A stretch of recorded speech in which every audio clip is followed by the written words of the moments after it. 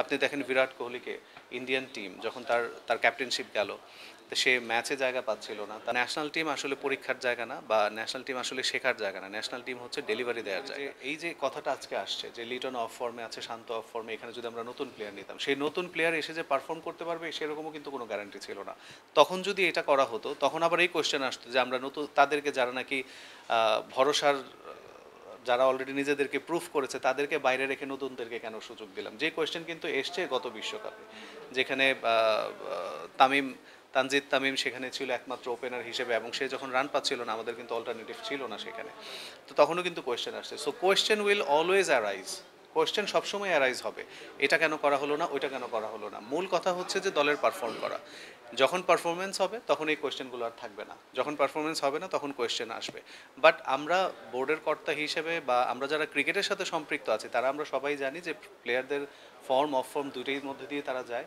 লিটন বাংলাদেশের জন্য যেই খেলা সে এর আগে দিয়েছে, তার যে অবদান, সেটাকে খুব বেশি তাড়াতাড়ি যদি আমরা যদি ওকে বাদ দিই, তাহলে অনেক তাড়াতাড়ি তার অবদানের কথা ভুলে না, যাওয়া হবে। এখানে বাদ দেওয়ার ব্যাপারটা না, যে প্রসেসের যে বিষয়টা। তো গতকাল সাকিব ভাইও যেটা বলছিলেন যে উনি কিছুটা উদ্ধত ছিলেন সংবাদ সম্মেলনে, তো কথাটা শুনে বলছিলেন যে ফ্যাসিলিটিস পাচ্ছেন না বা আরেকটু সুযোগ দরকার ছিল। তো এই ক্ষেত্রে না, সেটা তো সেই প্র্যাকটিসের, মানে আমেরিকাতে যে প্র্যাকটিসের সুযোগ সুবিধার কথা বলেছেন, যে মাঠে খেলা হচ্ছে, সেটা নিয়ে আসলে কেউই ওইভাবে হ্যাপি না। কারণ আপনি মাঠে তো দেখেছেন যে চারদিকে মাঠের, আসলে এটাকে আসলে প্রপার ইন্টারন্যাশনাল গ্রাউন্ডে খেলার পরিবেশ আসলে বলা যায় না। বাট যেটার কথা, যে প্লেয়ারদের ফর্ম অফ ফর্মের কারণে তাকে বদল করে যে আরেকজনকে নেওয়া, সেটার জন্য একটা টাইম আছে।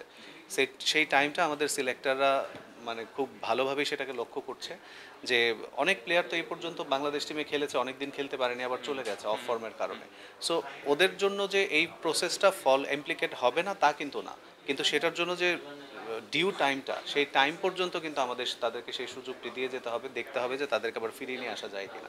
আপনি দেখেন বিরাট কোহলিকে ইন্ডিয়ান টিম যখন তার ক্যাপ্টেনশিপ গেল, তো সে ম্যাচে জায়গা পাচ্ছিল না তার অফ ফর্মের কারণে, তখন জিম্বাবুয়ের সাথে কিন্তু ইন্ডিয়া একটা সিরিজ আয়োজন করে সেখানে বিরাট কোহলিকে কিন্তু সেখানে পাঠিয়েছে। সো এই যে বোর্ডের তরফ থেকে প্লেয়ারদেরকে ছন্দে ফেরানোর জন্য যে ইনিশিয়েটিভ, সেটা আমরা নিচ্ছি কিনা, সেটা আমরা চেষ্টা করছি কিনা বোর্ডের কর্তা হিসেবে, সেটা হচ্ছে আমাদের জবাবদিহিতার জায়গা।